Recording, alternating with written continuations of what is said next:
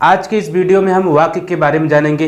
पिछले वीडियो में हमने आपको बताया था शब्द के बाद पद बताया था, और आज की इस वीडियो में शब्द और पद होने के बाद हमारा क्या बचता है, व्याकरण के एक अंग में हमारा वाक्य बचता है। वाक्य के बारे में जानेंगे और वाक्य होता क्या है, वाक्य के अंग क्या होते हैं, और साथ में जानेंगे कि वाक्य कितने प्रकार के होते हैं। तो सबसे पहले शुरुआत करते हैं, पहले जानते हैं वाक्य होता क्या है हमारा। देखिए, वाक्य की परिभाषा क्या है, शब्दों या पदों का ऐसा समूह जो एक सार्थक अर्थ देता हो उसे वाक्य कहते हैं। ठीक है, मतलब हमारा क्या हो, शब्द हो चाहे पद हो, उसका एक समूह ऐसा हो जिससे उसका समूह होने के बाद, ठीक है, उससे एक हमारा सार्थक अर्थ बनता हो। जैसे एक एग्जाम्पल है, मोहन खाना खाता है। ठीक है, तो मोहन खाना खाता है, इससे पढ़कर हमें एक भाव मिलता है कि मोहन खाना खाता है। ठीक है, आया समझ में कि नहीं? तुम लोग इसी को क्या कहेंगे, हम लोग वाक्य कहेंगे।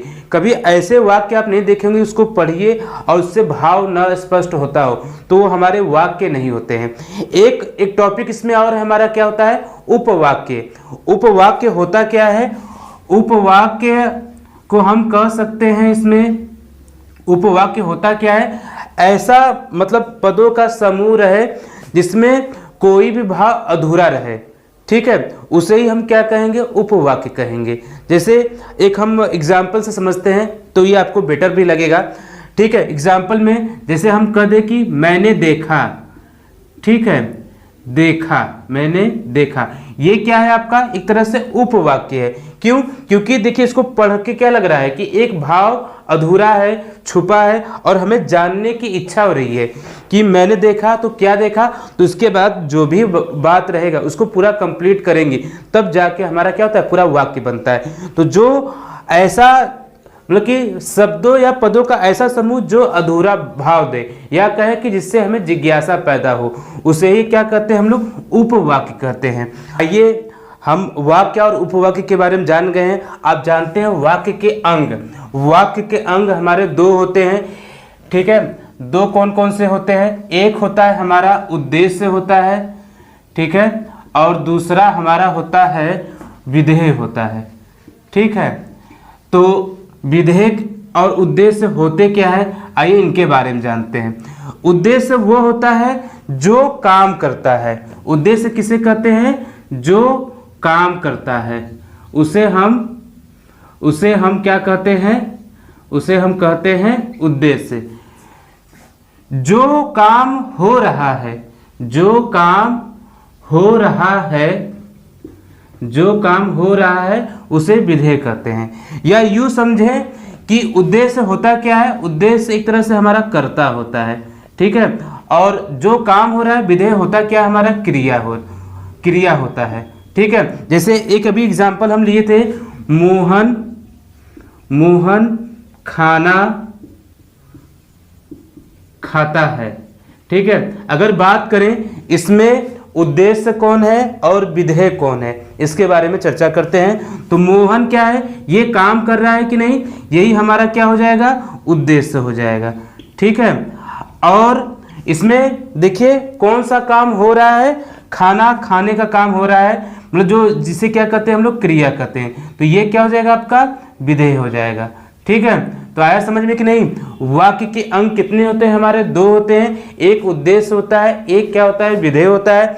उद्देश्य किसे कहते हैं, जो काम करता है, अर्थात क्या होता है, कर्ता होता है। विधेय क्या होता है, जो काम हो रहा है उसे क्या कहते हैं हम लोग, क्रिया कहते हैं। ठीक है, जैसे एग्जाम्पल भी आपको बता दिए, समझ में आ गया। आइए अब जानते हैं वाक्य कितने प्रकार के होते हैं हमारे। वाक्य मुख्यतः 3 प्रकार के होते हैं।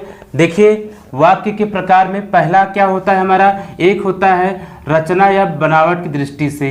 ठीक है, दूसरा क्या होता है हमारा, अर्थ की दृष्टि से। तीसरा क्या होता है हमारा, प्रधानता की दृष्टि से। तो मतलब आपको समझ में आया कि नहीं, वाक्य मुख्यतः कितने होते हैं हमारे, कितने प्रकार के होते हैं, 3 प्रकार के होते हैं। तो सबसे पहले आइए जानते हैं रचना या बनावट की दृष्टि से वाक्य अब कितने प्रकार के होते हैं। रचना या बनावट की दृष्टि से वाक्य भी हमारे ये कितने होते हैं, 3 ही प्रकार के होते हैं। सबसे पहला क्या है इसमें, देखिए सरल या साधारण वाक्य। दूसरा होता है मिश्र या मिश्रित वाक्य। तीसरा होता है हमारा संयुक्त वाक्य होता है। इसके बारे में पूरी जानकारी आपको नेक्स्ट वीडियो में देंगे। इसी तरह अर्थ की दृष्टि से देखते हैं वाक्य अब कितने प्रकार के होते हैं। ये भी हमारा 8 प्रकार का होता है। तो इसमें सबसे पहला बनता है हमारा विधिवाचक वाक्य, जिसे हम कहते हैं सकारात्मक वाक्य। दूसरा क्या होता है निषेधवाचक वाक्य, इसे हम अलग नाम जानते हैं नकारात्मक वाक्य। तीसरा होता है प्रश्नवाचक, जिसमें प्रश्न किया जाता है। उसका चौथा है संकेतवाचक। पांचवा है विस्मयादि बोधक वाक्य। छठवां है आज्ञावाचक वाक्य हो गया।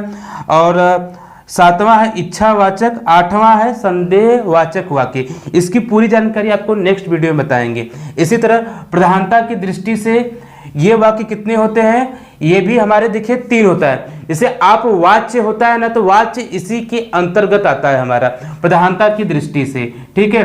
तो पूरी तरह से वाच्य किसमें हो गया, इसी में हो गया। ये भी हमारा कितने प्रकार का होता है, ये भी हमारा 3 प्रकार का होता है। पहला प्रकार इसमें कर्तवाच्य, दूसरा कर्मवाच्य, तीसरा है भाववाच्य। कर्तवाच्य का मतलब जिसमें कर्ता की प्रधानता हो, और इसमें कर्मवाच्य में क्या होता है जिसमें कर्म की प्रधानता हो, और तीसरे वाले में जिसमें क्या हो भाव की प्रधानता हो, उसे हम भाववाच्य कहते हैं, ठीक है। आई होप आज के इस वीडियो में आपको जितने भी ये वाक्य के प्रकार, अंग और वाक्य की परिभाषा और उपवाक्य क्या होते हैं ये समझ में आ गया होगा, और जो कुछ ना कुछ आप नया भी सीखे होंगे, ठीक है।